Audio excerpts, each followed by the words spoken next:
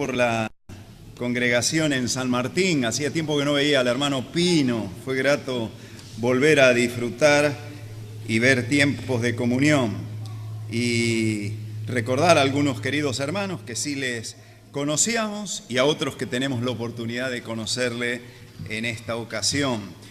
Para quienes no me conocen, mi nombre es Manuel Horacio Gómez. Todos me conocen más por Manolo. Sin lugar a dudas, Carlos es mi yerno, por supuesto, Damaris es mi hija. Y visitando Buenos Aires, porque nosotros estamos en Neuquén, somos misioneros junto a mi esposa Cristina. Tenemos 3 hijas, Damaris es la mayor, luego viene está Evangelina y Miriam, que está con nosotros allí en Neuquén. Así que agradecemos al Señor por la familia que nos ha concedido. Hemos sido misioneros desde que, yo recuerdo, conocí al Señor en agosto del 72 y en el 74, 75 ya salimos a la obra del Señor. Estuvimos en Uruguay 3 años y medio, 20 años en Colombia.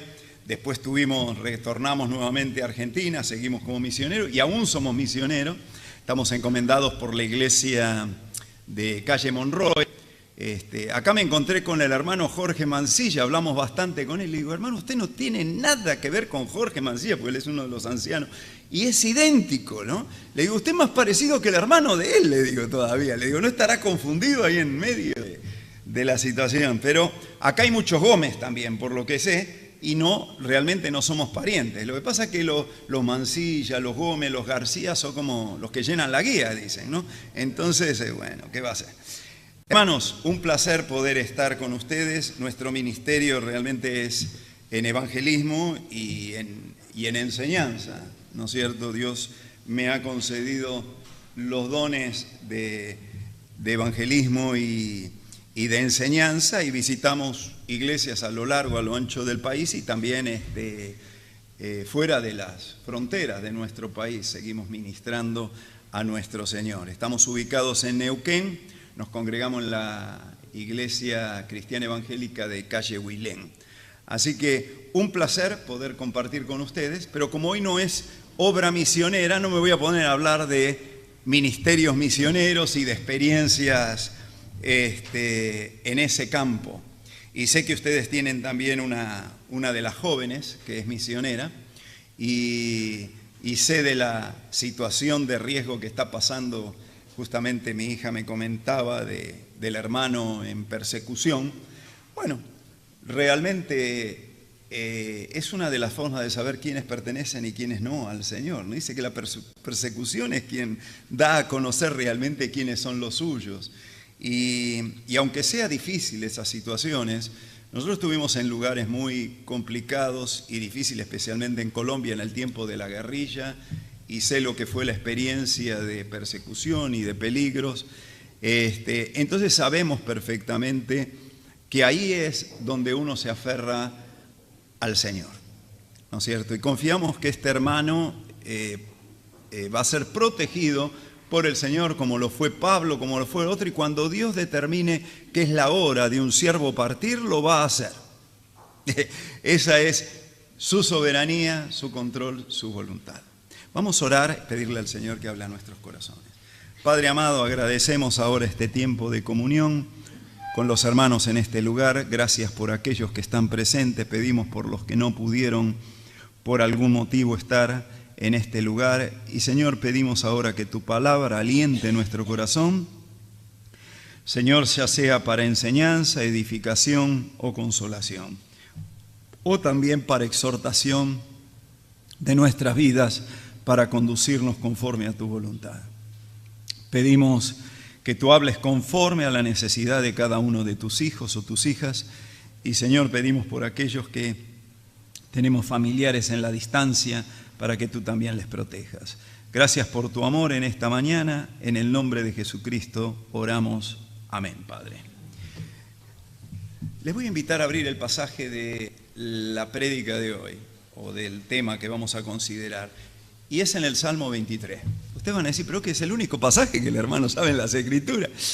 Bueno, Yo dije que hay muchas riquezas, sí, hay muchos pasajes que podríamos hablar, pero cuando uno lo mira de diferente ángulo o perspectiva encuentra verdades sorprendentes. Y yo quiero en esta mañana tratar algo que tiene que ver con nuestras decisiones. Algunos dicen que nosotros somos el resultado de las decisiones que tomamos. Y lógicamente aquellas decisiones que fueron tomadas en su voluntad son agradables y son ¿qué? Perfectas. Entonces así nos gozamos y nos alegramos, ¿no es cierto? Este es un salmo del buen pastor. Sin lugar a dudas, como dije hoy compartiendo algún tema ahí en la cena, es uno quizás de los pasajes más leídos, que ha sido más leído en las Escrituras, no solo por el pueblo de Dios, inclusive por los incrédulos, ¿sí o no? Y hermanos, algo debe tener que sobresale, vamos a decir, en la inquietud o en la necesidad de las personas de volcarse tanto su corazón a un salmo de esta índole. Precisamente porque a veces es enfocado cuando estamos en medio de situaciones difíciles o de adversidades. Pero, ¿qué en medio de decisiones? ¿No es cierto? Yo sé que cuando alguien tiene necesidades espirituales, gracias Carlos, muy amable, cuando alguien tiene necesidades espirituales, ¿no es cierto?, se vuelca a la religiosidad o a los medios de comunicaciones hoy, ¿no es cierto?, a los medios sociales para poder satisfacer alguna necesidad espiritual.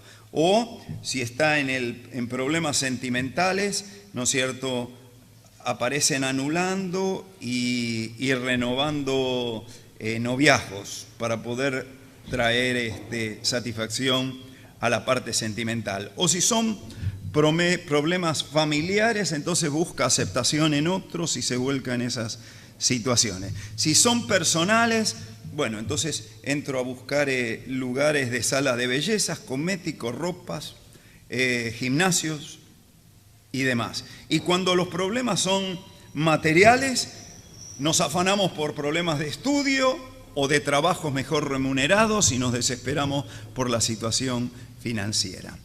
Pero la fuente y el medio de toda decisión es Cristo.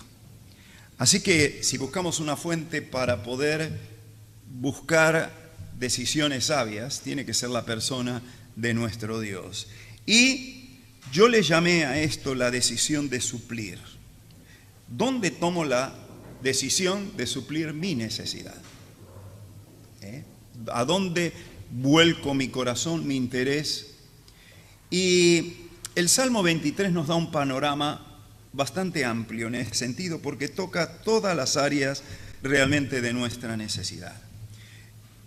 Esto es un cuadro ilustrativo tomado justamente de lo que era común en aquellos tiempos, que era el pastor con sus ovejas, algo muy común en la zona de Palestina, aunque a los hebreos no les guste el término, ¿no es cierto? La zona de Palestina, aquella región que el Señor determinó para su pueblo Israel, el cual jamás ha tenido en su totalidad, pero un día lo va a tener. Y era muy común, precisamente, y mucho más en medio del pueblo israelita, abocarse al pastoreo. Y lo que cita aquí del capítulo 23 o el Salmo 23 es el hecho de todo un día de labor pastoral. O sea, lo que un pastor hace durante un día de trabajo o de labor en medio. Vamos a ir en la actividad, en una escena, o sea, la escena en este momento va a ser la actividad de la mañana.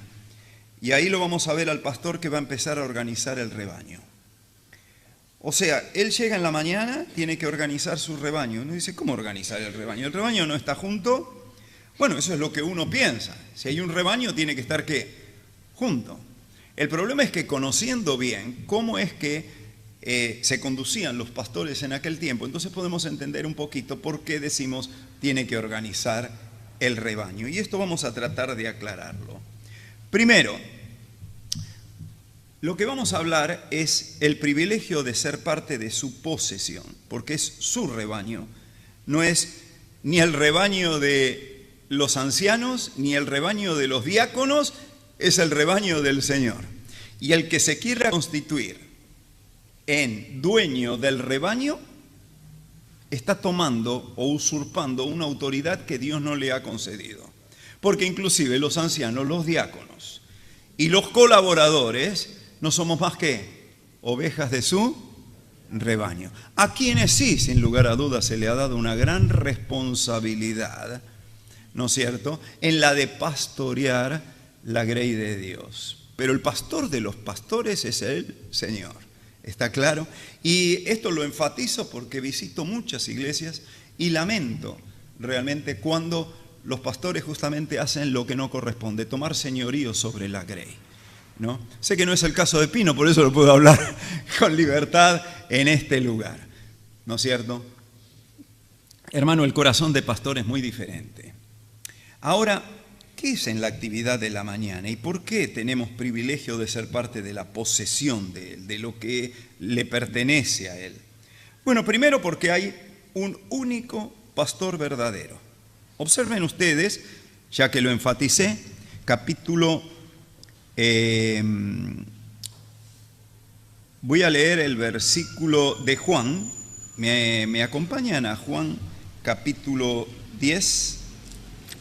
Yo dije que iba a ir al Salmo 23, pero voy a volcar todos los pensamientos sobre Juan capítulo 10 para no ser enfático. El Señor es mi pastor, dice el Salmo 23, ¿no es cierto? Juan capítulo 10. Y vamos a ver un poquitito acerca del texto. Juan capítulo 10 y voy a leer del versículo 1 hasta el versículo 4. De cierto os digo, el que no entra por la puerta en el redil de las ovejas, escuchen esto, el que no entra por la puerta en el redil de las ovejas, sino que sube por otra parte, ese es ladrón y salteador. Mas el que entra por la puerta, el pastor de las ovejas es. A este abre el portero, y las ovejas oyen su voz, y a sus ovejas llama por nombre y las saca. Y cuando ha sacado fuera todas las propias, va delante de ellas, y las ovejas le siguen porque conocen su ¿qué? Su voz. Aquí está el hecho de organizar ¿cómo se llama? De organizar el rebaño. En primer lugar, Él es el único pastor verdadero porque dice que es un pastor específico de un rebaño específico. Y que no es ladrón y salteador, sino que entra por la puerta ¿de qué? De las ovejas, por el lugar apropiado, ¿no es cierto? Ahora, ¿qué quiere decir esto? Bueno, nosotros tenemos días difíciles hoy. Algunos se ofenden cuando...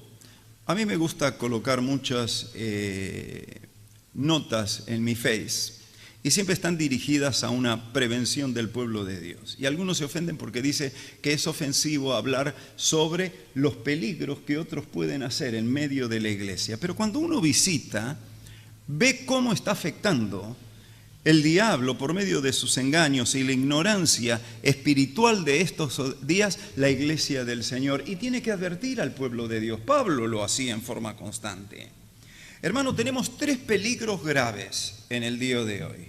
El primero es muy conocido, ustedes lo saben, tiene que ver justamente con el carismatismo. ¿Por qué? Porque vamos a decirlo así, el énfasis colocado sobre las emociones es peligroso. Todo tipo de emociones. Nos gusta, dice que las Escrituras en los últimos tiempos le van a querer escuchar lo que ellos que anhelan o desean. Así que tenemos iglesias que están tratando de darle a la gente lo que quiere escuchar y no lo que necesita escuchar. La psicología la meten, tratando de satisfacer los problemas, las circunstancias personales, cuando realmente la solución está en la persona ¿de quién?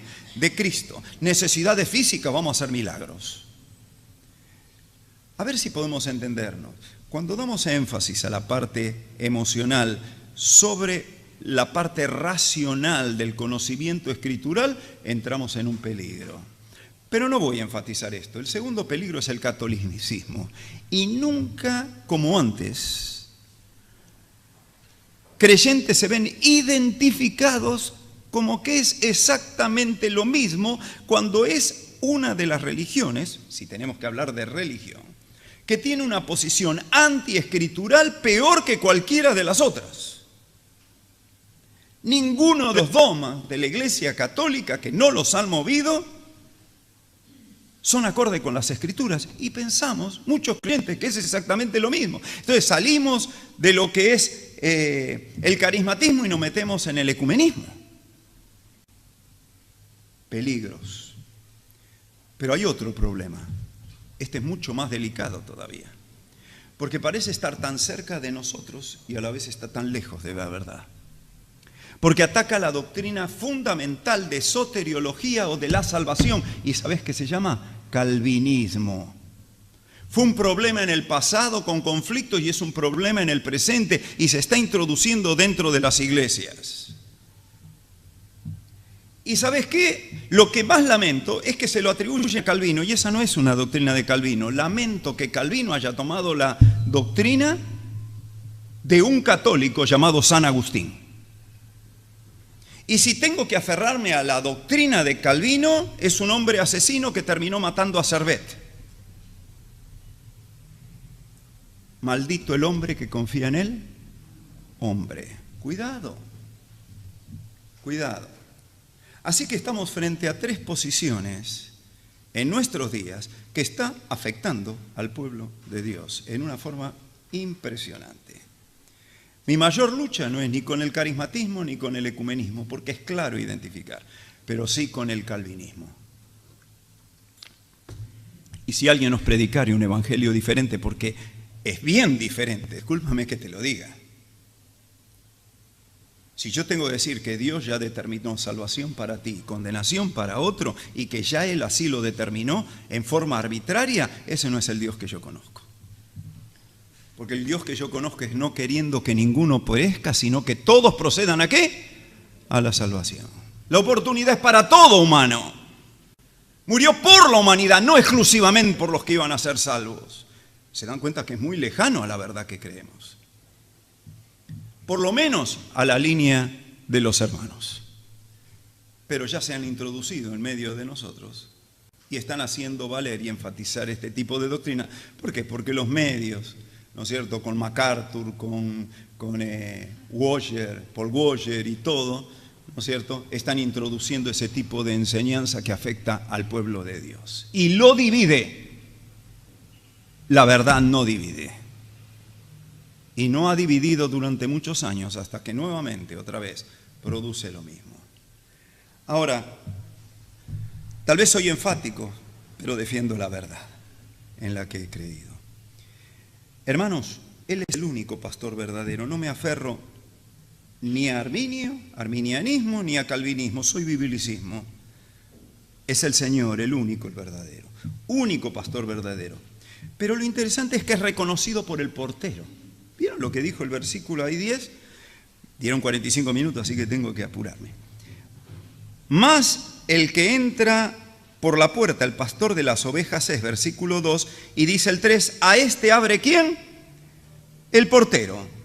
Esa palabra portero es la palabra desororos, significa el vigilante, portero o el guardián. ¿Pero cómo?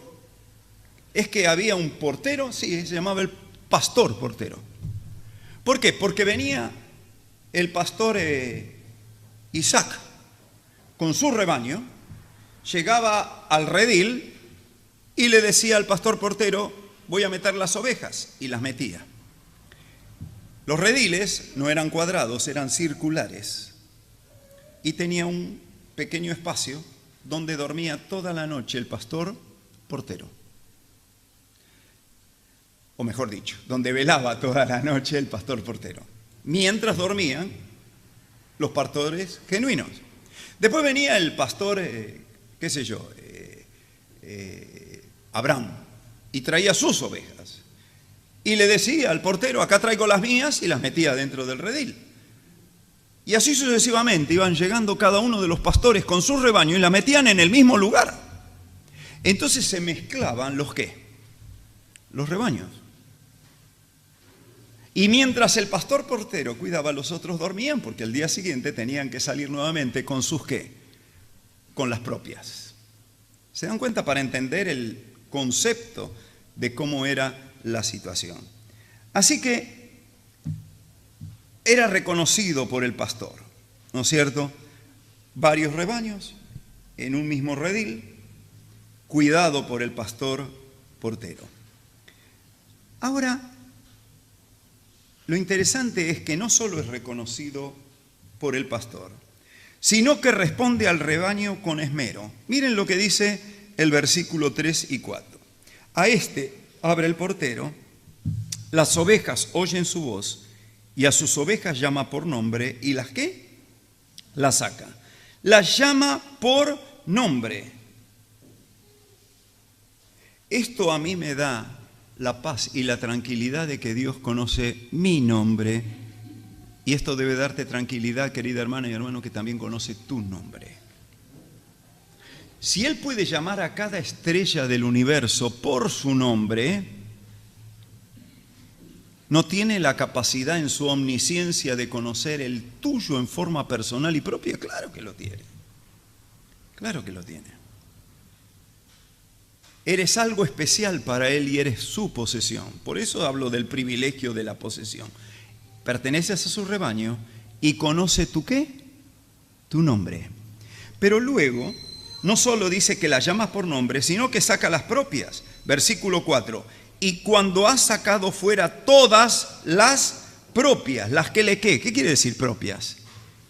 Las que le pertenecen a Él, ¿no es cierto? Y yo te hago una pregunta. ¿Estás convencida y convencido que tú perteneces al redil de las ovejas? Por eso dije que solamente se puede conocer al pastor cuando se es oveja de su rebaño. Porque tú conoces su voz y ¿le qué? Le sigue.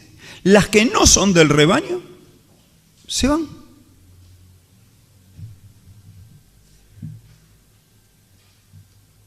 Si no has conocido a Cristo como Salvador, tienes que estar en el rebaño de Él. Y para eso tienes que entender de que estás perdido, sin esperanza, sin Cristo, pero que el cayado del pastor, aún puede alcanzarte, y desde allá, desde la cruz del Calvario, donde derramó la sangre para limpiar tus pecados, te puede alcanzar, rescatar, lavar tu lana que se había ensuciado y colocarte en su ¿qué? En su redil. Y darte la seguridad de que bajo su protección hay una protección eterna a través de los tiempos y de las edades. Esa es la verdad de la palabra de Dios. Así que no solo es reconocido por el portero, sino que también responde al rebaño como con esmero, porque la llama por nombre, saca las propias y ¿qué hace? Va delante y ¿le qué? Le siguen. Miren lo que dice. Va delante de ellas y las ovejas le siguen porque conocen su ¿qué? Su voz. ¿Sabes lo llamativo? Y voy a quitar un poco la mirada del maestro como pastor y la voy a volcar al pensamiento del pastor de las ovejas en su rebaño. El pastor de las ovejas siempre va adelante. ¿Sabes lo que está pasando en nuestros días en muchas de las congregaciones? El pastor, en vez de ir adelante y guiando las ovejas, está arriando ganado atrás, empujando las ovejas para que avancen. No sé si me entienden lo que quiero decir. Creo que debemos cambiar el concepto. El pastor va adelante, las ovejas le siguen. Las ovejas van a seguir al pastor de convicción, al pastor de corazón, al pastor de decisión, y realmente te aseguro que van a escuchar la voz y van a seguir. Así es con nuestro Señor. Yo no tengo hombres por delante. Quizás en algún momento pensé que estaba siguiendo al Señor y estaba siguiendo hombres, pero doy gracias a Dios que dije, el Señor está delante mío, no están hombres. No hay iglesia, no hay organización, no hay hombres que puedan ir delante mío. Quien va delante mío es ¿quién? El Señor. Ay de mí si siguiera hombres y quitara la mirada de Él. Así que por su gracia podemos confiar en este Dios, que nos guía, que nos dirige, que nos orienta. ¿No es cierto? ¿Sabes? Alguien dijo una verdad muy grande. El verdadero pastor tiene olor ¿a qué? A oveja. ¿Sabes qué? A veces yo estoy visitando mucho y conozco muchos que están al frente de la obra y tienen olor a empresario, tienen olor a médico, a psicólogo, tienen olor a todo menos ¿a qué? A oveja. Porque cuando yo le pregunto a las ovejas cuándo fue la última vez que fueron visitados por el pastor, no me saben decir. ¿Sí entiendes lo que quiero decir? El pastor está ¿con quién? Con las ovejas. Es el que cuando tenés una necesidad es el primero que te va a llamar. Cuando sabe que estás pasando por dificultades, está buscando a los hermanos para ver en qué forma te ayuda. Esto es el corazón de un pastor. Y creo que debemos ser conscientes. Por eso dice la Escritura que el que anhela obispado, buena obra ¿qué? Desea. Y alguien dijo, sí, pero no sabe lo que le espera. Porque es la verdad. ¿Sí o no, Pino? No saben las luchas, las dificultades, lo que hay que atravesar. Así que, hermanos, la actividad de la escena de la mañana, el pastor va a organizar el rebaño. Y es así como lo organiza. Pero llega la actividad del mediodía, ¿no es cierto? Llega la actividad del mediodía y el buen pastor ya no está organizando el rebaño, lo está sustentando, sustenta el rebaño. ¿Por qué? Porque es la hora del alimento. El pastor toma su redil, lo saca su rebaño, lo saca del redil y comienza a dirigirse a donde es el sector donde va a dar la provisión para sus ovejas. Y entonces vemos Juan capítulo 10, versículo 9-10. Dice, yo soy la puerta, el que por mí entrare será salvo, y entrará y saldrá y hallará ¿qué? Hallará pastos. Versículo 10. El ladrón no viene sino para hurtar, matar y destruir. Yo he venido para que tengan vida y para que la tengan ¿en qué? En abundancia. Qué lindo, ¿no? Ahora habla de una puerta, ¿no es cierto? La palabra, ¿se acuerdan del pastor portero? Era sororos, con la D empieza, sororos sería así. Y la de la puerta es sura, con D empieza también, porque viene de la misma raíz. Y la idea es un portal o una entrada única para ingresar, lo que nosotros llamamos la puerta principal. ¿Vieron cuando alguien le dice a uno, mira, salí, entra, dice, cuando salgas, salí por la puerta principal, no salgas por la puerta de atrás? El redil no tiene puerta trasera. Si no salís por la puerta principal o entrás por la puerta principal, ni formás parte del redil, ni sos ¿el qué? El verdadero pastor. Es uno que entra ¿para qué? Para robar, para hurtar y para destruir. No queda otra alternativa. Porque Cristo es la puerta. ¿Jesús dijo yo soy la puerta? Claro que dijo. ¿Yo soy la qué? La puerta. El que por mí entrare. Es interesante, ¿no? Él tomaba el cuadro y no había puerta, porque la puerta para nosotros es la puerta que se abre y se cierra. La puerta ahí era un pastor. Yo soy la puerta, el que dejo entrar y el que dejo salir. Y esto es lo interesante, ¿no? Que es la puerta y el alimento de salvación, porque el versículo 9 dice, yo soy la puerta, el que por mí entrare será ¿qué? Salvo. Si alguien quiere entrar por un medio diferente a la salvación, que no sea la verdadera puerta, es ¿qué? Imposible. Porque el buen pastor, algún hermano citó allá en una oración, el buen pastor su vida da por las ovejas. Qué interesante, cuando él comienza a juntar los conceptos del pastor del Salmo 23 y de todos los lugares donde él cita el concepto pastor y lo encerramos en uno, vemos que todo concluye en la cruz del Calvario. Es de la puerta, yo me entrego para que puedan ingresar. Nadie puede venir al Padre si no es por mí, es la puerta. Así que si quieres entrar de otra manera será imposible hacerlo. No importa toda la argumentación o filosofía que puedas colocar, no hay otra posibilidad. Él es la puerta. Ayer estábamos festejando el cumpleaños de una de mis nietas y estuvimos en la casa de Carlos y Damaris y luego pedimos un remis para poder volver otra vez hasta el domicilio de mi otra hija. Y cuando tomamos el remis, yo empiezo a hablar un poco con el remisero y enseguida me le metí, ¿no? Le digo sí, porque estábamos conversando de cierta situación y en un momento le digo, ¿y usted? Le digo, sí, mi papá también era panadero, porque él creo que también había tenido conocimientos de panadería, que no sé qué, estábamos hablando de panadería, le digo, mi papá también fue panadero, hasta que yo conocí a Cristo como Salvador y entonces dediqué mi vida para el Señor. Le digo, ¿usted escuchó hablar de Jesús alguna vez? O sea, me le fui completamente de la panadería a la cruz, ¿no? Pero bueno, no importa. Y ahí me le metí y le digo, ¿ha leído la Biblia? Me dice, no, ni me interesa. Pero yo vi colgado una cruz ahí en su espejito. Entonces yo la toqué y le digo, ¿pero no le interesa la Biblia? ¿Viste? Porque él sabía que yo estaba tocando la cruz. Me dice, no, yo creo en Dios y nada más. Le digo, ¿sí? Le digo, está bien eso, creer en Dios. Pero la única forma de conocer a Dios es leer la palabra de Dios. Y en ese momento, justo llegábamos, ya habíamos hablado un poquito, pero ya llegábamos.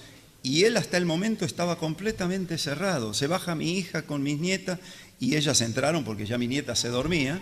Y yo me quedé sentado con el tipo. No lo soltaba. Y le digo, no te voy a tomar mucho tiempo, pero me llama la atención que me digas que crees en Dios y que no querés saber nada de las Escrituras, de la Biblia. Me dice, porque Dios no estuvo en el momento que tenía que estar. Ahí abrió. ¿Cómo que no estuvo en el momento? No. Dice, mi papá murió 28 años, a los 28 años, yo me acuerdo que yo era chiquito y me colgaba, el tipo tenía centrado su corazón en lo que sucedió en su niñez. Y todavía se recordaba, niñito, apenas agarrado de los pantalones, porque no llegaba a los pantalones del papá. Era el recuerdo que él guardaba. Dice, fue al hospital, me contó, paró el coche y empezó a soltar. Y le digo, mira, es muy fácil culpar a Dios por las situaciones que a veces uno vive, pensando que es con quien tenemos que descargar, porque si tenía todo el poder lo podía haber salvado. Le digo, es cierto que lo podía haber salvado, tiene todo el poder para hacerlo. Pero lo que vos no podés entender es que todos nosotros, de una manera, en una edad o en otra edad, tendremos que enfrentar la muerte. Le digo, ¿por qué? Porque por un solo hombre entró el pecado en el mundo. Le conté de Adán y por él pasó a todos los hombres. O sea que la enfermedad pasó a todos los hombres por causa del pecado de Adán. Y a veces nuestro pecado de resentimiento contra Dios no es más que el resultado de nuestros propios pecados. Yo no estoy hablando que tu papá murió por los pecados propios de él, que sin lugar a dudas los tendría, como los tengo yo. Pero los pecados que vinieron a través de las generaciones, ocasionados por el pecado que se introdujo en el mundo por desobediencia a Dios, y vos no querés leer la Biblia por desobediencia. Le digo, Dios no estuvo en el lugar propicio. Mira, dice la Escritura que cuando llegó el tiempo, nació en el lugar indicado. Y cuando llegó la hora, fue al lugar donde él no merecía estar.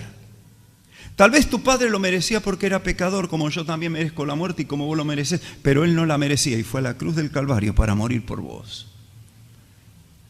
Y yo ya me tenía que ir y todo, y le digo, ¿sabes qué? Pensá bien, La Biblia tiene la verdad. Cristo murió por vos. ¿Sabes qué me dijo? Me agarró el brazo así y me dijo, te doy gracias por lo que me has compartido. Su corazón ya había cambiado en el concepto que él tenía de un Dios injusto que le había quitado la vida de su padre. No era necesario que me lo dijera, yo ya sabía que había cambiado. Hermanos, Él es la puerta. Él es la puerta. La puerta y el alimento de la salvación. Y es la puerta y el alimento de la santificación. Versículo 10 que dice, el ladrón no viene sino para hurtar, matar y destruir. Yo he venido para que tengan vida y para que la tengan en abundancia. En la ley, la oveja moría, ¿por quién? Por el pastor. Porque el pastor, si quería santificarse de su condición de pecado, tenía que ofrecer un sacrificio. ¿O no? Era un cordero. Así que la oveja moría por el pastor. Pero ahora el pastor fue el que murió ¿por quién? Por las ovejas. Una vez y ¿para qué? Para siempre. Una vez y para siempre. Termino. La última parte de la escena, versículo 11 en adelante, es la actividad en el atardecer. Ahí el pastor tiene que empezar a proteger el rebaño. Si en la mañana lo organiza, al mediodía lo sustenta, en la noche lo protege. Y por ese motivo, versículo 11 al 30, después ustedes lo pueden leer, pero me gusta cómo empieza el 11, por eso lo quería relacionar con el Salmo 23. Yo soy el buen pastor su vida da por las ovejas, ¿no es cierto? Y después empieza a hablar, mas el asalariado, y que no es el pastor, el que tiene intereses de otra índole que no sea la necesidad de la oveja, de quien no son propias, que no les pertenece. Ve venir el lobo, deja las ovejas y que se escapen. Y el lobo arrebata las ovejas y las ¿qué? Las dispersa. El pastor siempre las junta, el lobo las arrebata. Mientras Dios suma y multiplica, Satanás resta y divide. Esa es su actividad. Es así. Así que el asalariado huye porque es asalariado y no le importan las ovejas. Yo soy el buen pastor y conozco mis ovejas y las mías me conocen. Así como el Padre me conoce y yo conozco al Padre y pongo mi vida por las ovejas. Y dice, también tengo otras ovejas que no son de este redil. Y ojo, que en este tiempo todavía no estaba la iglesia, así que esas ovejas que no eran de redil eran las que iba a traer después, y esa es la iglesia, porque él estaba hablando a los judíos. Tengo otras ovejas que no son de este redil, aquellas también debo traer y oirán mi voz y habrá un solo rebaño, el de ahora y el que va a venir, judíos y gentiles unidos en un solo ¿qué? Pueblo. Judíos convertidos, lógicamente, ¿no? Por eso me ama el Padre, porque yo pongo mi vida para volverla ¿a qué? A tomar. Nadie me la quita, sino que yo de mí mismo la pongo. Tengo poder para ponerla y tengo poder para volverla a tomar. Este mandamiento recibí de mi Padre. Termino. El pastor da su vida por las ovejas. El pastor reconoce sus ovejas. Y el pastor provee seguridad plena, completa para sus ovejas. Versículo 28 y 29. Y yo les doy ¿qué? A ver, hermano, quiero escucharlo. Yo les doy. A ver, ¿me pueden explicar qué es vida eterna? ¿Qué significa vida eterna? No me den un discurso, cortito. Vida eterna.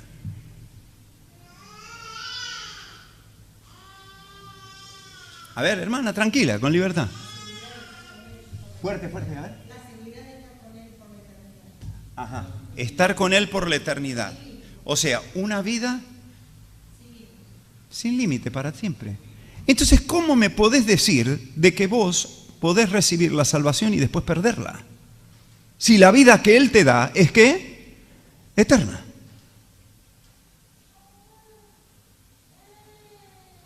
¿Sabes qué? La seguridad de Dios es a través de la eternidad.